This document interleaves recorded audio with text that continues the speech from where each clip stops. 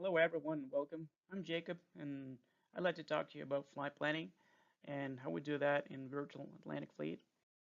So I want this training video to be less standard than our other mission briefings because that's basically a recommended procedure, and as long as the objective is met, when the briefing package is done and you have all the maps and the purge plates and target data, it really doesn't matter how you do that. So this is my procedure that I developed based on my experience in flight planning. And well, if you have a better idea, just let me know. All right, let's go ahead and review some tools you're going to need. First of all is Google Earth. That's the program all our flight planning is done for DCS with all waypoints, targets, and threat circles, all the navigation waypoints here, and data card, and that small program called DCS converter that will allow us to export your waypoints from Google Earth and convert them into file format that can be later used in Microsoft Excel to get your waypoints into a data card. And here you can find all the links for that stuff, and also a small video how to work with the DCX converter. Okay, here are some important links that I'm going to describe a little later, but that's basically how to get your sectionals and IFR maps into your Google Earth. All right, performance standards. I think you will agree that every pilot should be able to plan his own flights, whether this is a mission or a training story or a ferry flight from one airport to another. So normally the time you have is limited, and the route you will be constructing should consist of IFR departure, IFR portion, IFR to VFR transition and back, and VFR portion. It can be a special use airspace or military train route or a target or anything else. Okay, then IFR or VFR arrival basically. So you also need to prepare a jet log or a data card. It really doesn't matter which one you're going to use, whether this is a Skyvagner log or a data card that I will describe here. But you need to have your timings information, altitudes and airspeeds, have some kind of flight plan so that you can uh, refer to it in flight. All right, stages. So the only reason I talk about stages is because uh, that's the point where I usually stop and review and then make sure that everything is done properly before I move to the next step. And like I said, that's my procedure and the procedure that I'm using, and you don't have to do the same thing. All right, so the first stage is route construction Google Earth Pro, and substages you can review here, but basically that's routes creation and flight plan creation and export um, into a KML file and conversion to CSV file to be used in Microsoft Excel for a data card. And second stage is the jet log or data card preparation and briefing package preparation. Then DCS mission editor route insertion, that's only for aircraft that have a mission computer, and posting the mini brief. Okay, so here's the list of documents that I'm using. I'm already well familiar with each of those documents, but the the one document that I use quite often is that one called Flip AP1B for military train routes planning, that has all the description of the military train route system and how you plan them, how you fly them, all the procedures. So nevertheless, I decided to keep that um, list of documents here so that you can review and find any useful information there. All right. So that's something you normally start with. That's what you get from your um, commanding officer or mission commander or whoever is responsible for that mission. So that's the target for today's flight planning job. That's target 7601 and range 76. And the target itself is the pod located southwest of the target reference point. And normally, something you start with is always the attack planning, because it's all about the target in strike missions. And first question you ask yourself is what kind of ordnance is needed and how many of them. For example, here I would say at least Mark 83 or Mark 84 bombs dropped from the F5 are needed, because this is a armored structure depot. And what kind of delivery?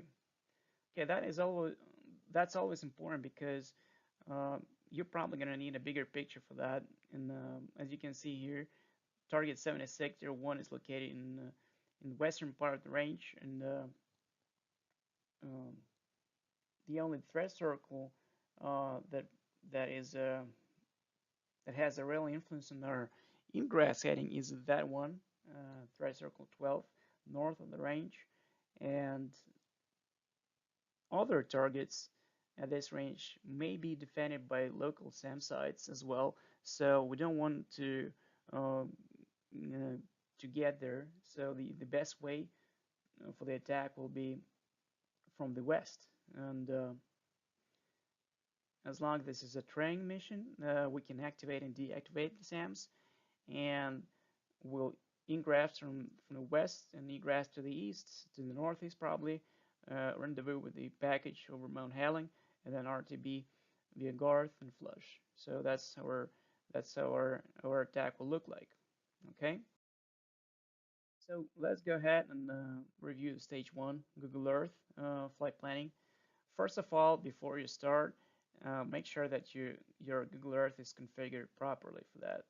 That you have sectionals, IFR maps, and all the waypoints. If you don't have it configured properly, stop here and do that first, and then get back to this step. All right, so that's how I import. That's how I get my sectionals in there.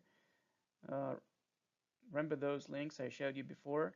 So you just take that link, click Add Network Link, and that's the screen.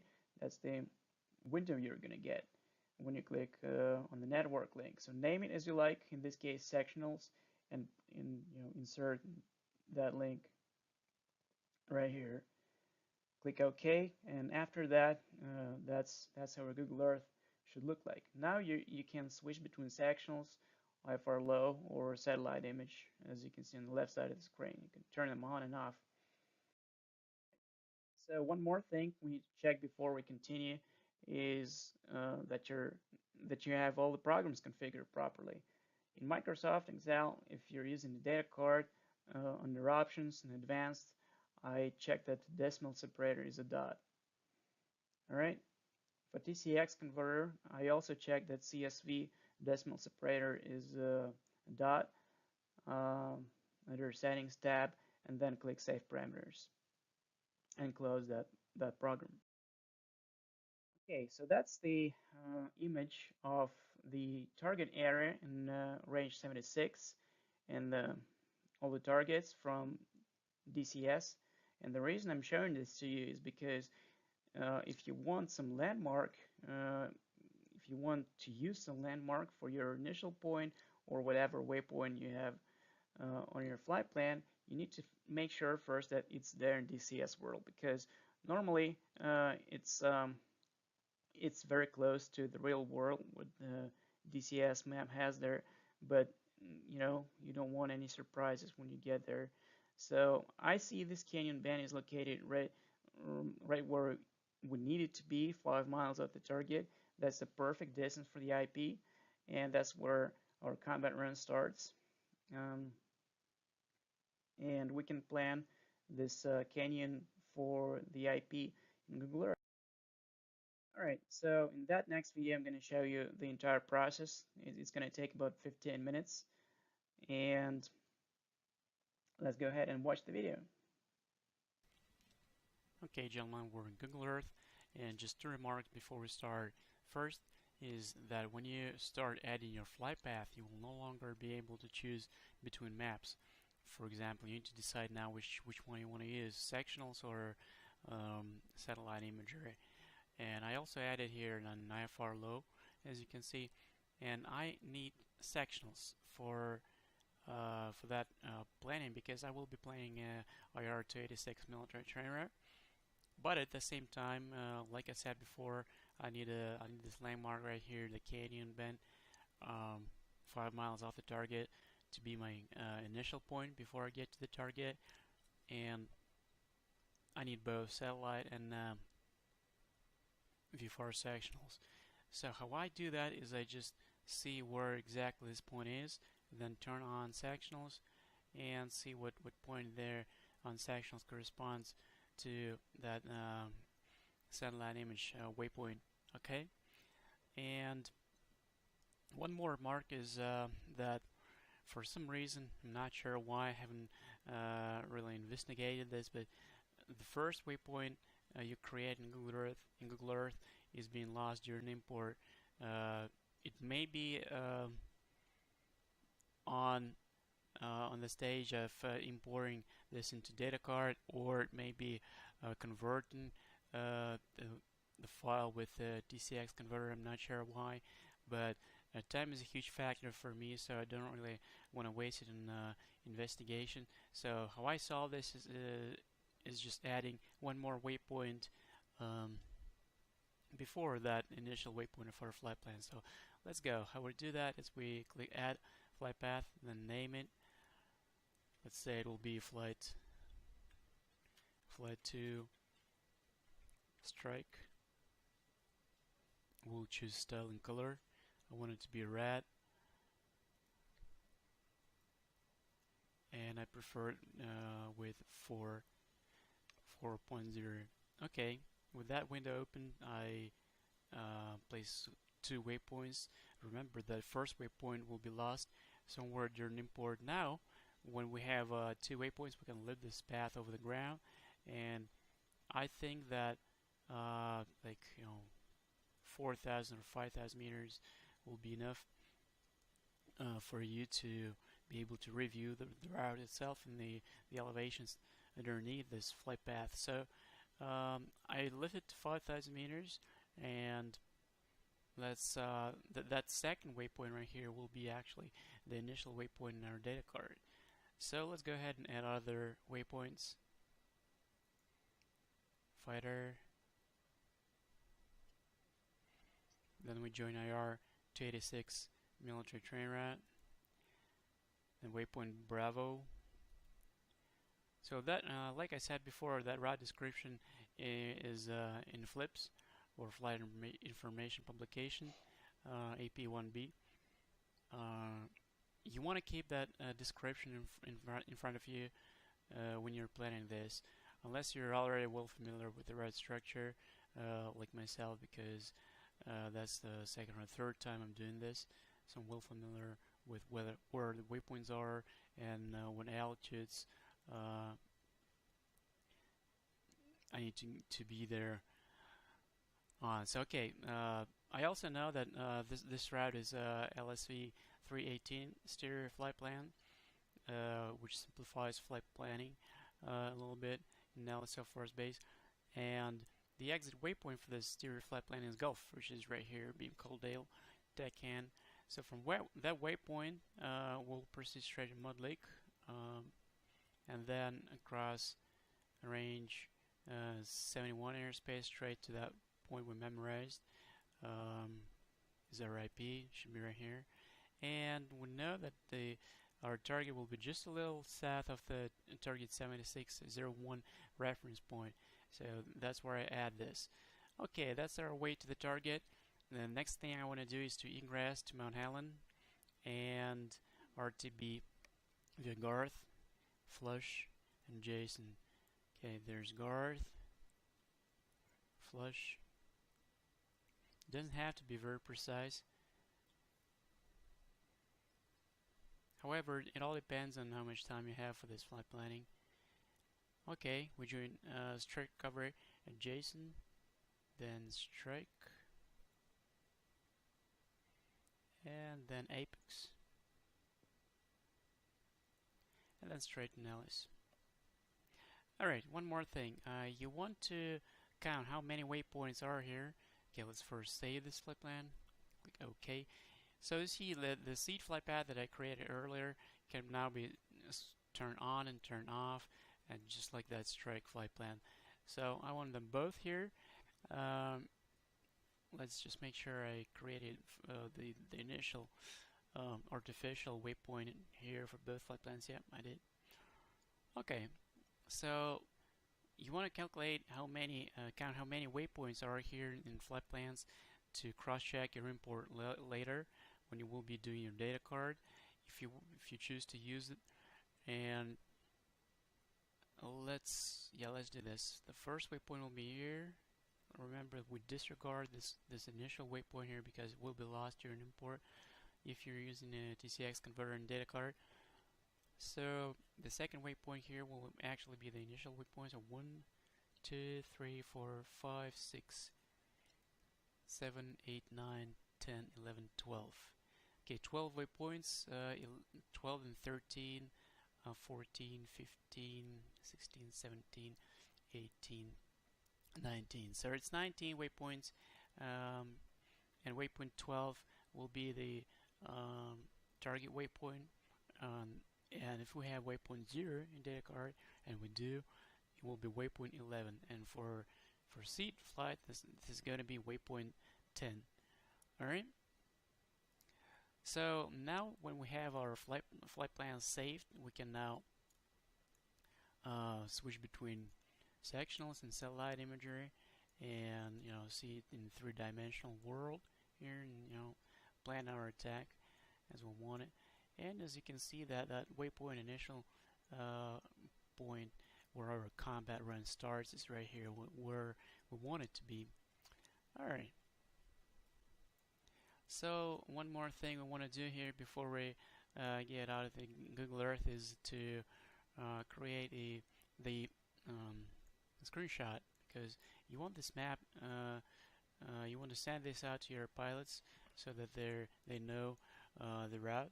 And I keep it simple. I just make a screenshot and then open any program that will allow you to paste an image, and then crop this image, and that's pretty much it. So we don't really need that initial part because it's all in our approach and departure plates, and we want to crop this and save it.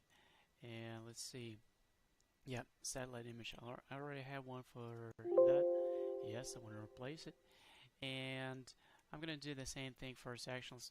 I actually have already done that, so to save you your time, I'll skip that that point right here. Okay, so the next thing we're gonna do is to import those, to export those flight plans into a file format, which we can use for further processing with DCS converters. So how we do that is we click Save Path As, and I choose location. I want it to be KML file because by default it is KMZ file, and KML is the one that will be recognized by DCS converter. Flight 1, seed, save it. Okay, then we do the same. Save place as. Here's our flight 1. Flight 2, strike KML. Yes, save it. Okay, we're done with Google Earth, and next thing we're gonna do, yep, there are our flight plans. And yep, the next thing we're gonna do is DCS converter. So we open the file. We already have all the settings checked, and then here are all your flight plans. So what we do here first is we want our waypoints elevation. So we click that button, update altitude, yes, and now we have altitudes for every waypoint. It also simplifies the cross-check, so you can see that the first waypoint is at 567 feet, so 0 meters above the sea level, and 568 for the last waypoint, which also confirms that those waypoints are now in South Forest Base. The next thing we do is we click Export and save CSV file. Flight 1, seed, Yes, yes, done. Open another file, flight 2 strike, open, waypoints, track modify, update altitudes. Yes, so now you have all your elevations. Let's make sure that the first and the last waypoints are the same. Yep, and export into CSV file. Let once try. For some reason it's now called stripe. It doesn't matter. Check location. Okay, we're done with DCX converter. Here are our two flight plans in the CSV file that we can use for data import into the data card. I know it sounds a little tricky, but really when you do that 3 or 4 times you will understand how simple it is. Okay, I intentionally will remove that import data that I made earlier, and to illustrate how it works from the beginning for route 1. So now, as you can see, you have tracks, true headings, and distances for every waypoint that you have there imported. So to import our data from the files we have just created, I click refresh all, choose seed, import. Then second flight will use flight 2 flight plan, import, and third flight will proceed along flight 2 profile. So click flight 2 and import. If you're planning just one flight, just after you do your first initial import, just click cancel, and the program will ask you if you want to continue the import or finish it. Alright, so as you can see, we have now 17 entries, actually 18. That's exactly the number of waypoints we have. So let's go ahead and name them. So the first one will be fighter, then IR286 waypoint alpha, IR286 Bravo, and so on. So I already have this for the next flight plan, so I'll just copy and paste it here. Values, yep. And Mud Lake A, B to B waypoints actually. I should have inserted here A, B, C, D, E, F, G. Mud Lake, then IP. Oh no, sorry, that's the seed flight plan, so it's gonna be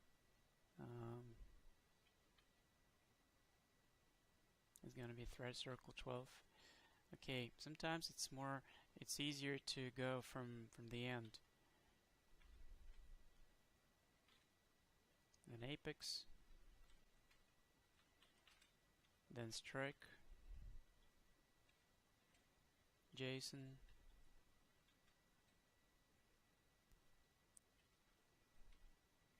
flush, Garth, and ingress point Mount Helen.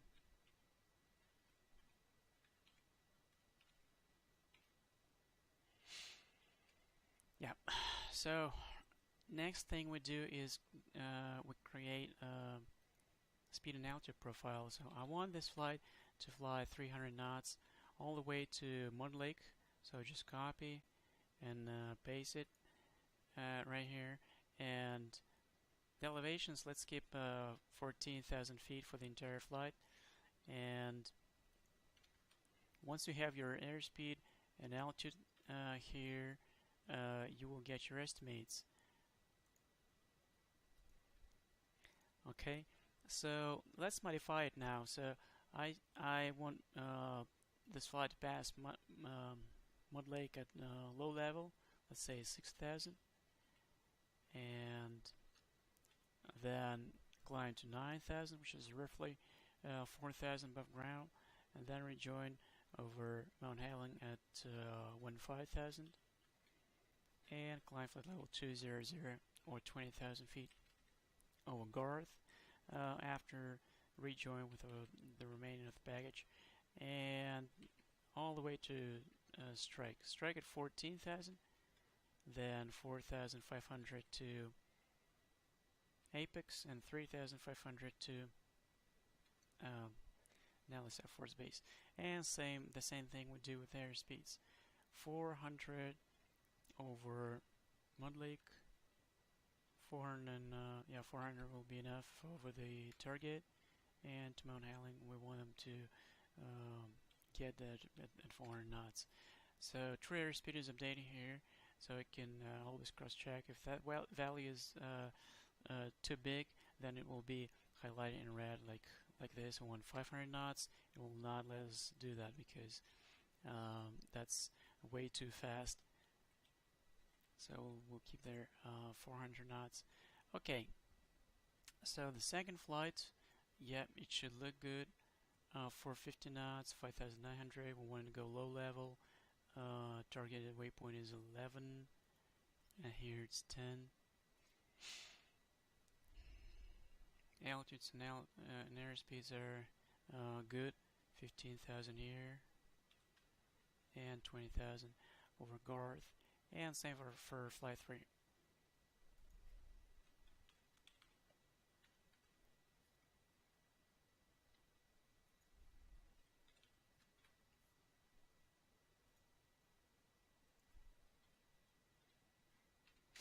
Alright, so next thing we do is check the delay counter right here. Delay is actually how many minutes you want this flight to stay over the target. So for a seat flight, they're probably gonna need, I don't know, like 10 minutes to take out all those SAMs in the area. And for strike and BDA, it's probably a lot less. I plan for 2 minutes, and all it does is taken into account right here in total time, and that's it. Okay, so now the next thing I do is I plan takeoff times for all of those flights. So let's say 10:21 for the first flight, 10:25 for the second, and 10:27 for the next flight. Like call signs. 4, 5. The next one will be code 5. And this flight is going to be, let's call it Hammer 5. Okay, aircraft will be AV8B. Here we want F5 and F5 here as well. Number of aircraft 2, 2, 1. Totally 5 aircraft. And air flight communications channel 124.8 or whatever you decide. 124.8 and 124.8. I want all those flights to be on the same channel. Well, task, that one is seed, strike, and BDA. So now when you have that field, it is automatically transferred to all 3 flights, and you now have your times on target, time to target, and time on target here, and it's automatic. So let's cross-check those values. So 56:11 is where when seat package arrives, and 4 minutes later strike flight arrives, and roughly 2 minutes after that BDA flight will finish the job. Alright, so that is also filled in manually, and I also have a template for analysis of first base with frequencies. I do use really that section because normally I would have the offset if we were flying Hornets, and which weapon I want to use, which attack I'm planning. So I can insert here the image of the target, but really I want to prepare a bigger one and to keep it as a separate image to use it later in kneeboard and build a custom kneeboard with kneeboard builder. Okay, and you can also do that flight section right here, but I'll keep it blank because it doesn't matter right now. Okay, so let's one more time cross-check, and the old processing is down here, by the way. So if you want to print those coordinates out and to send it to someone who will insert them into mission computer through the mission editor. In DCS, that's where you can take all those coordinates in all possible formats. Okay, let's go back to our flights, and now I click save it, and we're done with the data card.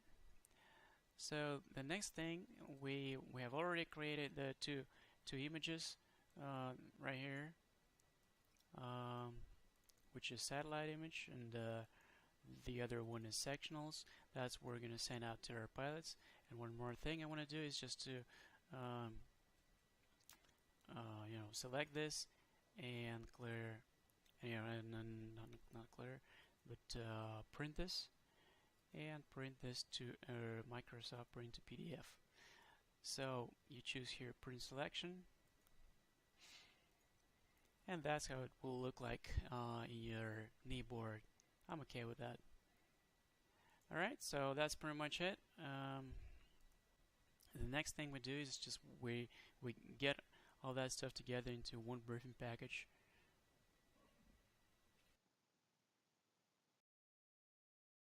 All right. So when you think of briefing package, think of it as what would you like to see when you are the pilot who are going to fly this mission in less than 3 hours?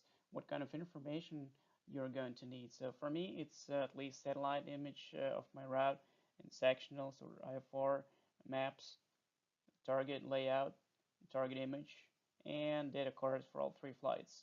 So that's basically the minimum requirement for the data card for briefing package I prepare normally. And that's it. If you want DCS mission editor entries, that's I created that another spreadsheet in Microsoft Excel in the data card file. You can just copy that or make a screenshot and send it to someone who's responsible for entering those routes into mission computers through DCS mission editor. Okay, so that's pretty much it. Hope you enjoyed it and hope you learned something. And have a great flying.